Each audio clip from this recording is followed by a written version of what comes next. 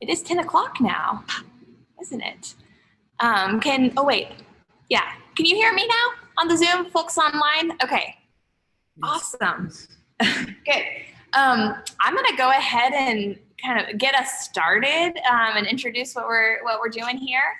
Because I know we have some folks with us here in the gallery. We have some folks joining us on Zoom. This is the first time we've done it this way, and I think it's gonna work just fine. I think we've got it figured out. So this is fun for us on this end. I am Lauren Evans, professor of art here and gallery coordinator at Samford University. And I have the pleasure of introducing everyone. Sorry, I'm talking to the screen. I have folks behind me too. They're looking at me at my back. I guess you can see me up there. I have the pleasure of introducing our guest exhibiting artist, Tad Gloeckler, who is joining us. We're beaming him in here to the gallery. So he is joining us from Athens, Georgia, where he is a professor at University of Georgia within their interior design department. And we've been working with him for a while to bring this exhibition to Samford's campus. We got derailed a little bit with COVID last year, and so we're really excited to see this finally coming to fruition this fall. So we invite you all to join us for the exhibition. It's up in person if you can. It's up through November 19th here on campus. Our hours are Monday through Friday, 9 to 4. And this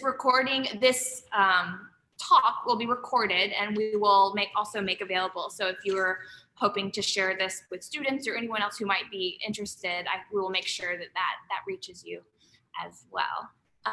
So I would like to, I told you a little bit about Tad Gloeckler. He professor at UGA. He also had a career before joining the faculty at UGA. He had a career as an architect, and still practices that today. And work is really exciting for us to have here on campus, particularly in the way that it is kind of crossing between and coexisting space of visual art, sculpture, furniture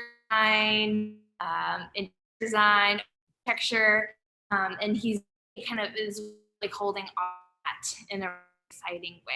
Really to be able to him take over and share with you about this particular piece he's brought to us and shared with us. I will let you, Tad. I'm going to mute myself and let's see. Okay, so I guess that's my cue. You can hear me. Raise your hand. I guess we can hear me. I guess I don't see many. You'll let me know if there's a problem.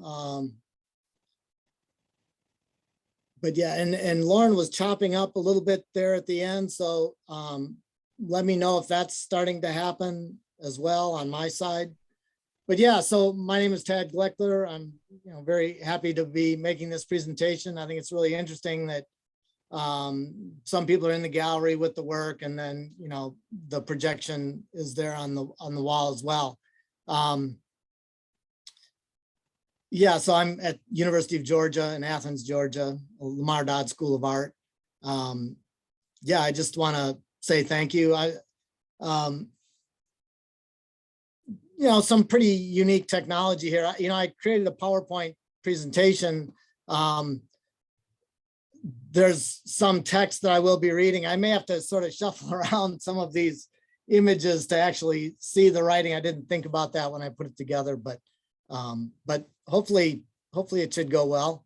I think I'll just get started, but yes, thank you very much. It's a cool space and great people to work with. It was wonderful to have Lauren's class there when I arrived to help unload that van. because it can be a lot of work for one person. So that was great. We unloaded the entire van in about 5 minutes. So thank you to Lauren for that and for all of her students. It is a cool space. When I had imagined this project, I imagine it sort of just as the space is. I imagine sort of a gray concrete floor and white walls. Some of the color scheme is sort of patterned after some galleries in our school that are concrete and white walls. So I think that worked out really nicely. I also love the fact that, and this is the first time I think I've ever had this situation where you actually enter the gallery at sort of an elevated plane and sort of look down on the work. I think that's really pretty interesting. So yeah, so cool space, great people. All right, so I get a common question with this work is how long did it take to make that? And I guess, you know, if you really put your heart and soul into something, I guess I like to think that I work really hard on these pieces. It does take a long time, and it sort of gets into the first part of what I want to talk about is what influences these projects. My answer, how long did it take? 60 years. Just, you know, again, because I think hopefully, you know, as we work as artists, it's sort of the culmination of, you know, everything we've seen and heard and all of the experiences we've had up to that point. So, yeah. The other question, you know, sort of what is that? I mean, I don't understand that. What is it? And so that's sort of the other part of the talk is the exhibition orientation and explanation. All right, so what influences these current projects? I'll give sort of a brief bio here, just where I grew up, my design education, a little bit of my professional experience, and some of my teaching.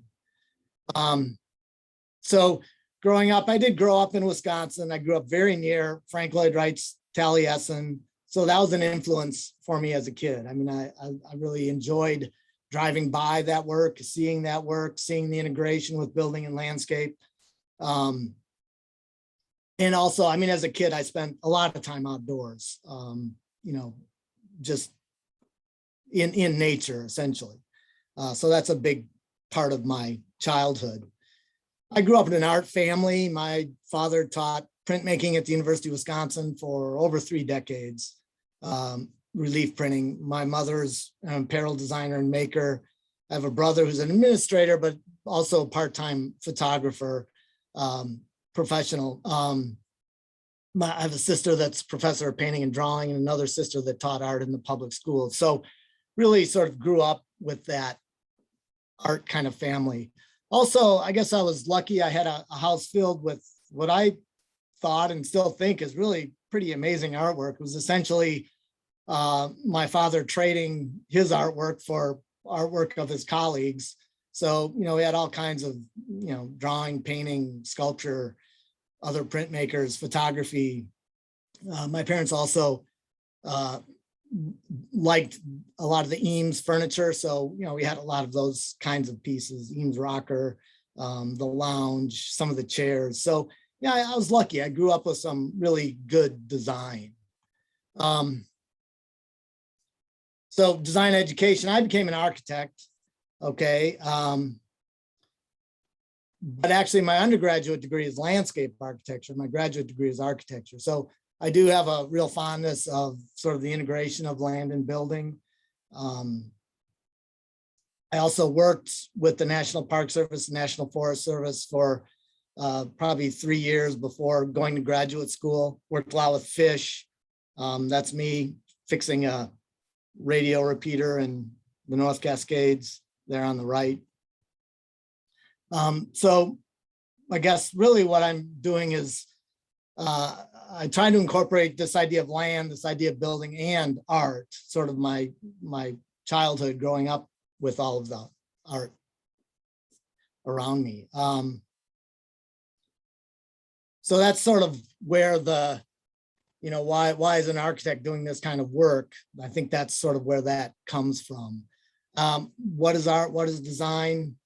You know, it's maybe interesting to think about. I prefer to just spend a lot of time doing the work, and then, let the viewer evaluate where they think that work falls in that continuum of art and design. Again, Frank Lloyd Wright, Taliesin. I like to talk about Frank Lloyd Wright because of the idea of boundary. Frank Lloyd Wright's, I guess, considered an architect, but probably most well known for his interior spaces. But he was also an artist, a sculptor, interior designer, architect, engineer, landscape architect, urban planner, furniture designer, product designer, apparel designer, graphic designer. I mean, he did all of it. And I think that's important. That's something I really embrace for myself, and I talk about it with my students, is really just thinking about this idea of design and how all of these design areas really have some relationship to one another, especially in sort of the fundamental understanding of principles of design. Certainly things change. There's differences in scale. Obviously, urban planning is different than architecture, but again, a lot of the design principles I think apply. There's just differences in scale and material. I'll just really quickly go through some professional experience really quickly. I mean, I've worked in historic preservation, large scale commercial, all kinds of different things, high-rise buildings. I've worked on the technical side and the conceptual side. Like working with computer, love working by hand. Done some residential additions. I still do those every now and then. But mostly I'm more engaged in sort of the kind of stuff you see in the gallery now. I have been teaching for quite some time, almost 25 years. I'll just, I've taught drawing, I've taught making, in this case, bending wood, furniture design. I've taught basic design, sort of the communication we use as designers, the language we use, technical stuff, taught sort of planning kinds of issues, and installation kinds of things as well. So, I think as interior designers, we often teach a very broad range of subject matter, which is interesting, and I have done that. Okay, so hopefully that's just sort of a very quick bio, maybe helps you understand where some of the work is coming from based on my education and experience and growing up. So I'll talk a little bit about the exhibition. First of all of these projects have these elements: content or message, design process, fabrication, assembly, finishing and transitions, narratives and explanations. Most of my work addresses environmental issues in some way at the intersection of preservation and development. Oftentimes water resources, land use, aquatic organisms are frequently issues that come up. Process is a substantial and significant component of this work. And people often ask me again, how long does it take? Well, long time, but one thing I will say is that the design time is equal or greater than the construction time. Once you have something figured out, it can go together pretty quickly, but really designing it is what's most time consuming, at least for me.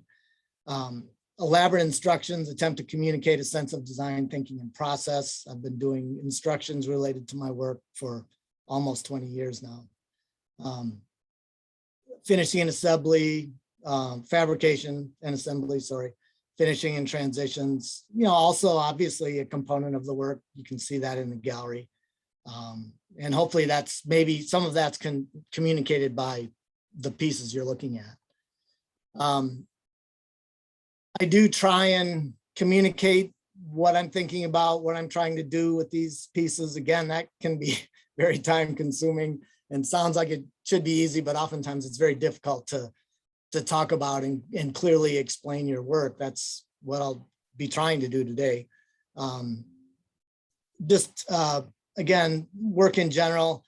I try and start with some sort of common object or furniture. It just creates a comfortable, understandable point of reference for the viewer. It's sort of a safe, simple starting point because something very different is about to happen as these pieces are interacted with. again, integrated instructions, almost all of my projects for the last 20 years. Talks about process. The instructions are informative, but also often overtly complex, as you can see. Challenges and contradictions. Perception and understanding of project content is most clearly and profoundly sensed through participation in the deployment of these objects, physical interaction with them. That's a problem with exhibitions oftentimes because the exhibition format is fairly static. Sometimes I will be there and sort of operate things in front of an audience. But in this case, we're actually looking at the pieces in final deployment. Make multiples, people say. And that's fine, I do. Oftentimes, if it's a fairly simple, straightforward project, I will make multiples to show it at different stages. But obviously, it would be very time consuming to make multiples of what you're seeing in the gallery now. Okay, so this exhibition I'm calling Disclosure. There's 4 installations shown. The actual project is 8 installations. So it's only about half of the work is there. Obviously, the entire project wouldn't fit, but and I still have 1 drawer to finish. But yeah, okay. To show the entire project would take about 1,600 square feet. All right, so now we're really sort of getting into this project and what this project is all about and how it starts. So this is the chest of drawers that you see sort of dismantled there, kind of the main piece of the show. This is how this whole thing starts. So I say the project is let me do something here. Hold on. Okay. The project is a carefully choreographed sequence of manual operations that methodically disassembles an unassuming piece of furniture, the chest of drawers, and the wall assembly and floor system that support it. Drawers are removed from dresser at specific intervals and elaborately transformed into complex assemblages.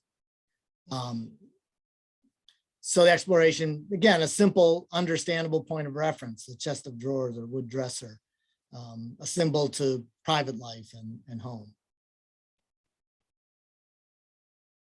Okay, so again, sort of an orientation of the starting of this piece. Again, it looks pretty simple, pretty banal as it starts. Instructions are located in this top compartment of the dresser, chest of drawers, obviously. Here's the wall assembly behind. That is actually all the pedestals that you see in the show are part of this wall assembly. It's sort of a front and back, which we'll see in a minute. And then the floor grid system here also is dismantled in sequence with the drawers and the wall.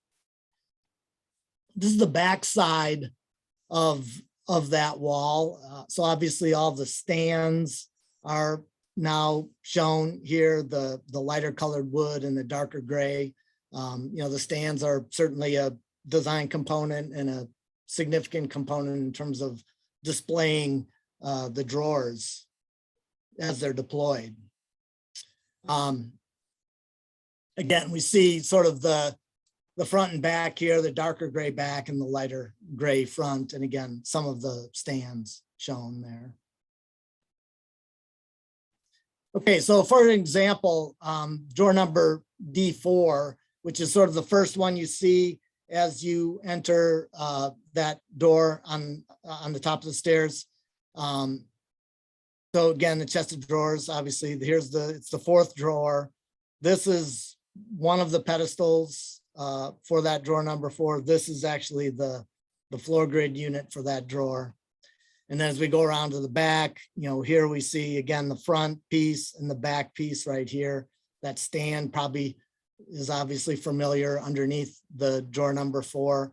And again, these drawers are sort of taken apart in sequence. So obviously you can't remove this pedestal first. So it is the fourth drawer. So drawers 1, 2, and 3 have already been deployed, and those pedestals and stands are up above this. Okay, and then this, of course, is the deployed piece that you see in the gallery. You know, again, the drawings, significant component of this work, sort of stretched along, creating that boundary. Closer version. So this is sort of a single page, one of 11 pages for this particular drawer.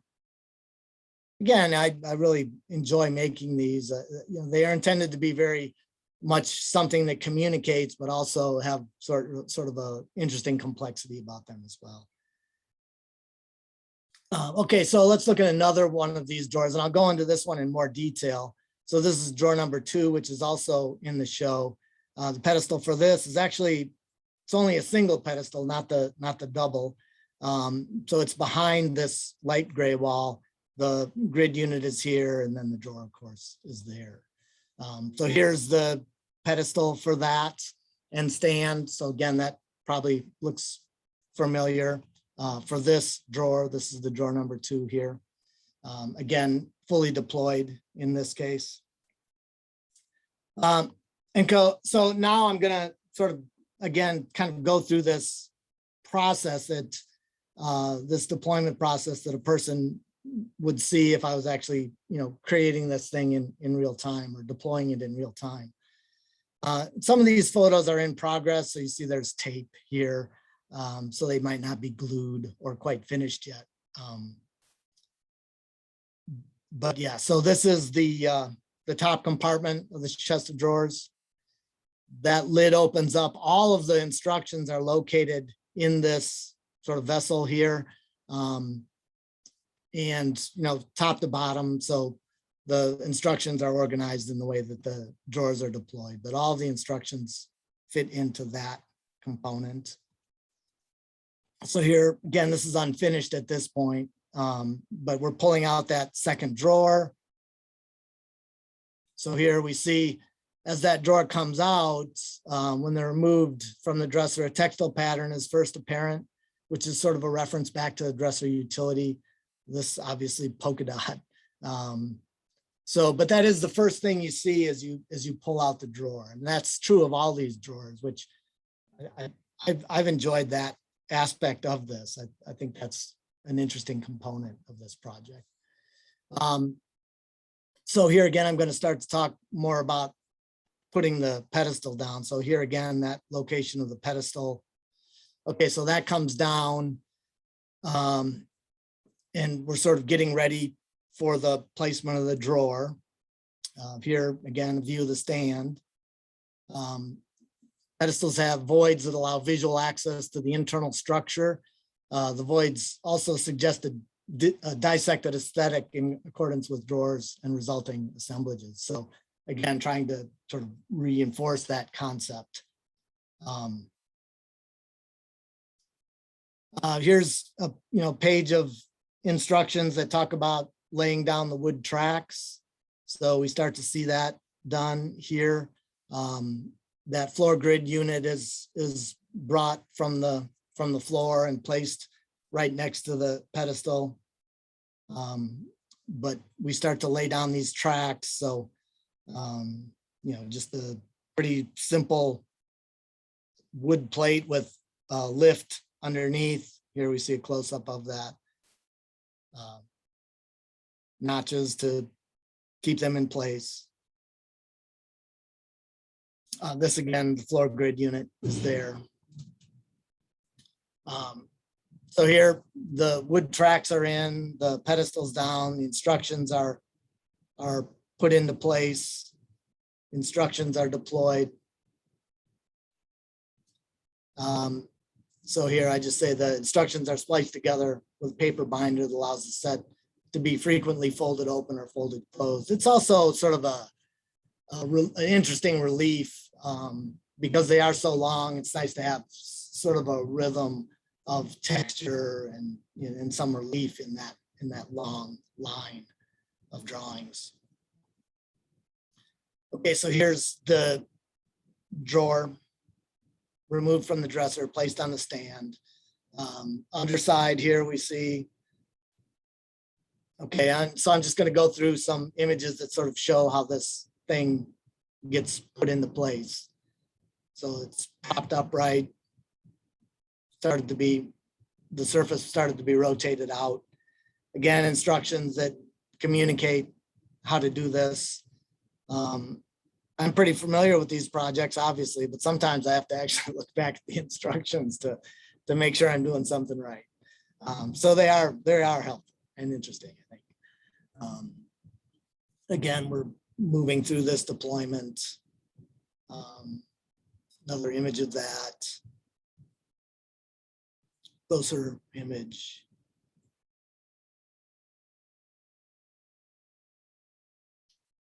Instructions again, so getting ready for the sort of final stages of deployment. So those pieces are opened up there and attached. Just different views again. Okay, and then all of a sudden this surface is actually lifted away from the frame to sort of expose the skeleton a little bit more. Have the skeleton give more impact. So we see that here.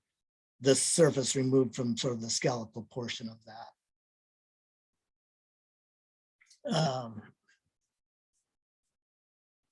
Okay, so the deployment's essentially complete here. Just some different views of this now. Okay, and so again, this is the final piece as it's shown in the gallery. I think I'll just show kind of the primary piece as well. I just have a few images of this just to kind of show you what happens with this piece as well. So obviously the chest of drawers here, all the drawers removed except for the last one, which gets plugged back into the frame. So here we look down into it again, sort of this skeletal appearance. Skeleton and skin, so the lighter wood skeleton, the darker wood skin. Here it's been, the skin has sort of been peeled from the skeleton, placed by the side. We start to see the skeleton in greater detail. Another image of that. The drawer number 7's been plugged into the frame, and that's been deployed out. And so again, we see this piece in the gallery as well. And I'm happy with a lot of the details. Some of them I'm not so happy with, but some of them I love. I think this is a great detail here, which is sort of the culmination of this primary piece that's in the show. Okay, let me just look at my time here, see how I'm doing. Okay, well, I think I'm in good shape. Talk a little bit about what I'm trying to communicate here. I guess a few things first off. So, we have seen that, this top gets pulled off and this frame gets sort of peeled away.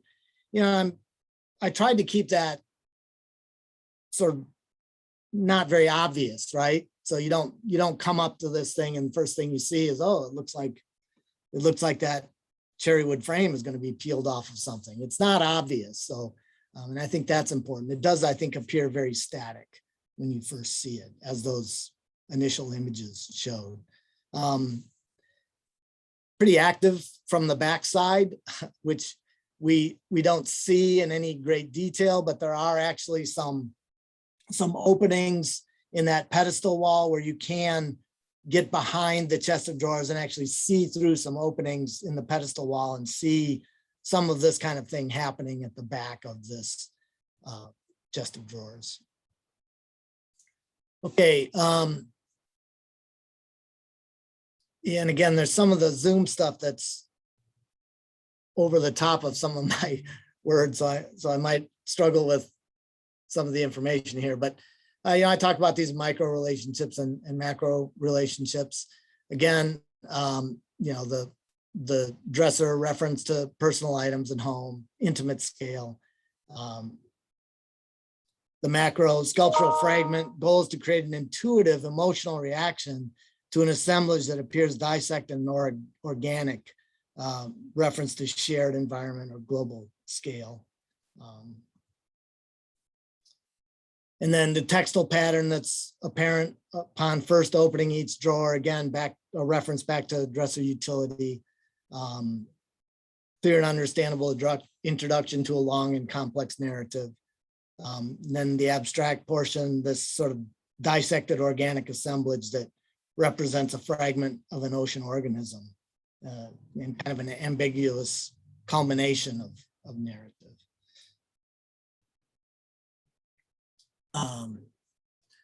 Okay, so the completed drawer number 2 is a volumetric sculpture that characterizes a 10% fragment cut from the long axis of an Atlantic spotted dolphin. Completed sculpture size is directly proportional to the true scale of the adult dolphin. And that's true with all of these drawers. Whatever they become, whatever that fragment is, it is directly proportional to the scale of the organism that it's representing, abstractly representing. Okay, so we sort of see that section cut through the dolphin and kind of the relationship of the drawer to that section cut. And then kind of the spotted surface of the dolphin and the polka dot textile pattern of the drawer. Drawers feature 3 distinct layers, each referencing a corresponding ocean animal: texture skin layer, structural skeletal layer, and receptacle flesh layer. So here we see that again with drawer number 2. Again, the cherry wood often is reflecting the kind of skin. The lighter maple, some cases birch, is generally communicating structure or skeleton. And then the dark red or almost purple vessels are sort of communicating this fleshy kind of layer. Again, very dissected. My hope is that you see these pieces and you sort of feel that kind of skeletal sort of structure. You have that sort of experience, and also the dissected issues related to that. Yeah, so the textile layers generally cherry wood, and then again the polka dot textile pattern making a relationship to the marine organism's diminishing exterior enclosure or skin. Again, I've said this a number of times, but as these drawers are removed, that textile pattern is first apparent. And I say the reference life form has a skin or enclosure that parallels the featured textile pattern. Recognizing this association is sort of fundamental to considering the proposed connection of furniture to nature and personal consumption to environmental stress. Again, the structural or skeletal layer, predominantly the light colored maple or in some cases birch. And this is patterned after close observation of the referenced animal's skeletal system, which inspires and informs the drawer design and construction. The receptacle layers, again, the sort of volumetric, dark red, stained, almost purple features. So the somber vessels are actually storage areas comparable to muscular organ systems that reveal themselves when pulled from skeletal cavities or become exposed as protective layers are peeled or rotated away. Again, the dark red volumetric forms create storage compartments while simultaneously indicating organism flesh. Storage is uniquely integrated within each drawer, again, utility. Space is compromised by other layers and mechanical manipulations required to complete transformations. So here we see, again, sort of that starting point on the right and one drawer fully deployed here, drawer number 2 on the left. And so, yeah, I guess in general, the transformation of a simple compact system, sort of this unassuming dresser, modest wall, and basic flooring to the crippled aesthetic of complex sprawling carcass-like installations is indication of environmental stress and suggestion of personal responsibility, which is where the title of the show comes from, disclosure. Okay, some summary type issues here.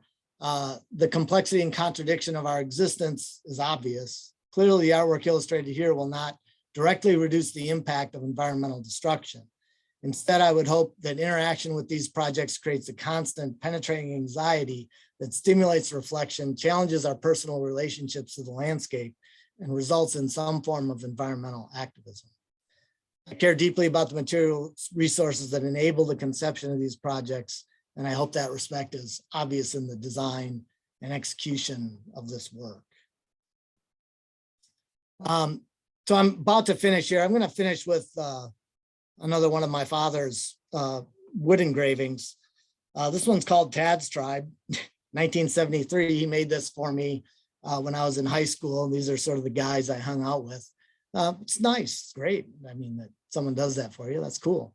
But, you know, he gave this to me. I said, well, yeah, thanks, Dad, that's awesome. But, you know, where am I? Am I this bird sitting right here? Or am I the blindfolded dog, or this guy blowing the horn? Or, you know, am I represented in here? And he said, yeah, well, you're the guy out here at the tail. I'm like, oh, well, great. You know, so you think I'm what, afraid of the future, or lost and confused, or, you know, what is your impression? I mean, is that really what you think about me? And I guess if I didn't ask, if I didn't push the idea more, if I didn't ask questions, right? If I didn't ask for further explanation of the narrative, I might have gone through my whole life thinking that. But I did ask the question. I said, well, what are you trying to say there, Dad? I mean, and he says, well, you're always looking for another way.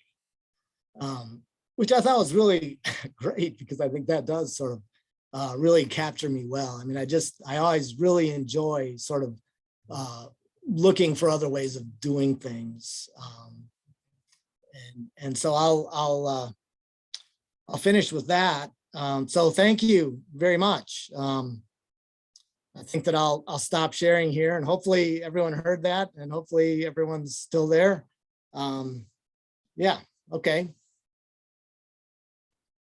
So if anyone has any questions, let's see how we. Yeah, that was Great. Can you hear Tad? I can hear you. Yes. Putting up. Great. That was fantastic. I heard everything in here. In the Zoom call as well as folks here. If anyone has any questions for Tad, you are welcome to unmute. I believe you're able to do it yourself. And small enough group, you can just kind of type in. I loved you in that slide, looking for another way. Yeah. That's great. We see that here. There's lots of. Yeah. Anyone have comments or questions to add?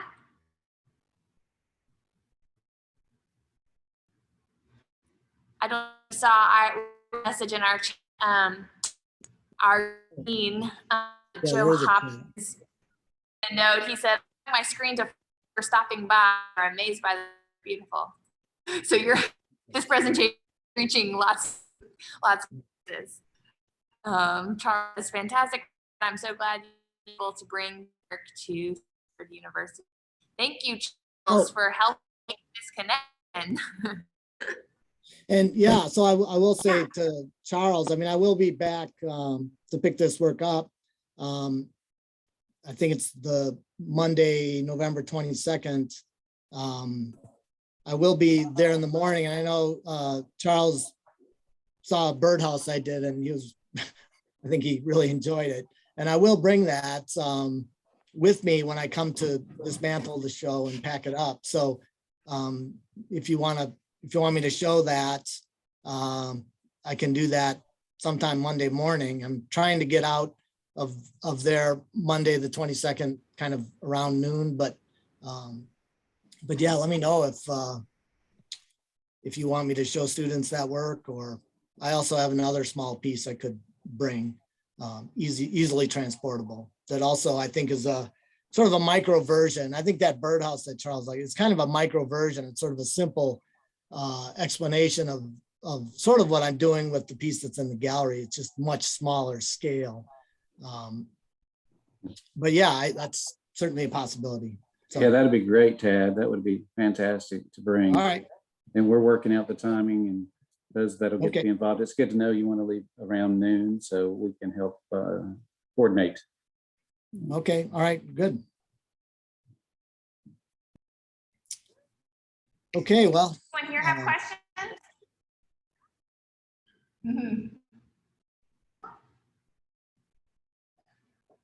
Quiet bunch. This was fantastic. This is really special. You know, to hear you installing work space. Something is weird. Some of the lights, we could see a little bit better. And to hear you about it, when you were there, and you know, time with it. Also to you talk about in depth. It truly kind of unfolds nature of this process. I ask one question. Here we go. yeah. I would love to talk a little bit about your creative in terms of the idea of a work like this. I think happen so. As someone who also, you know, has practice, I know things constantly around. And it's hard to point, you know, one thing to another in your way. There are any kind of the development of this project. You know, you've got your tie to the environmental concerns, Yeah. the formal, some of that. Yeah, that. Okay. So, a lot of that actually kind of went in and out. So I'm not totally certain what the question is. I think I heard Sorry. Well, yeah, and I don't know if I'm sort of coming in and out in that same way or what, but was just difficult. I know you mentioned something about sort of ideation part of it. Is that right? Yeah. So you couldn't hear me. You really this end. If you get sort of moments, development or plans, ideas for this project, kind of maybe like what first and kind of that process fold a little bit. Okay, so again, and if I'm not answering the question, just let me know. So, I mean, this is a very long sort of cyclical process. And, you know, I work on a lot of other projects simultaneously.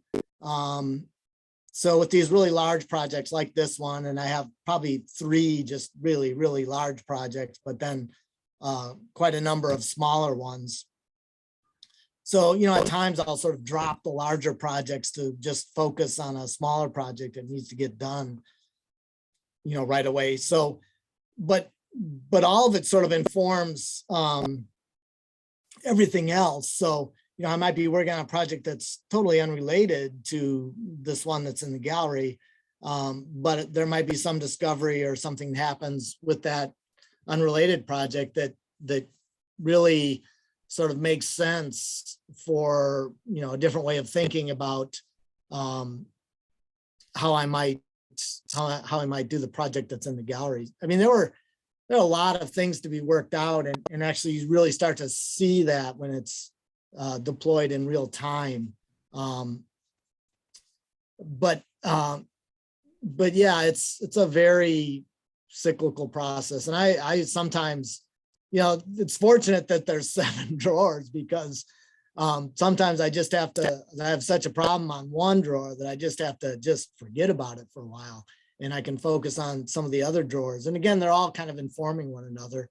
You know, you want some sort of a language that feels similar between all the drawers, even though each one is a little bit different.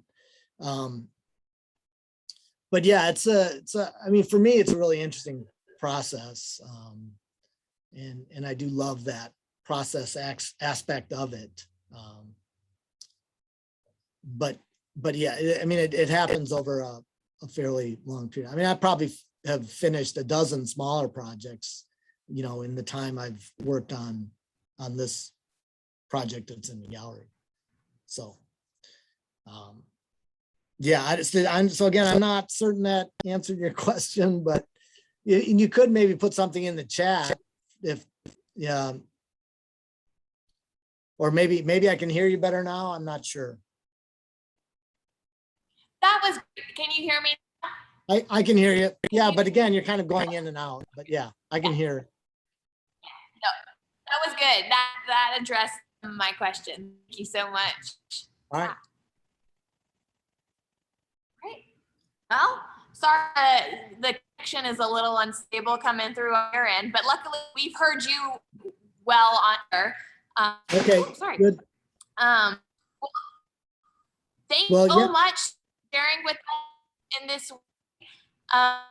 We will work to pack the video and share that as well. More folks can hear from you about your work. Thank you so much for joining me morning. I've got my our seniors, and so this is really great for them as they on kind of developing some projects. Yeah. So. All right, well, thanks for all you did there with the show and with the video thing and the projection. I hope that was interesting. So, all right. It's great. All right. Well, thank you so much, Tad. We'll be in touch with your visit soon. Okay. Look forward to for sharing your work. All right. Okay. Thanks a lot. Thanks, everyone. All right. Bye. Bye.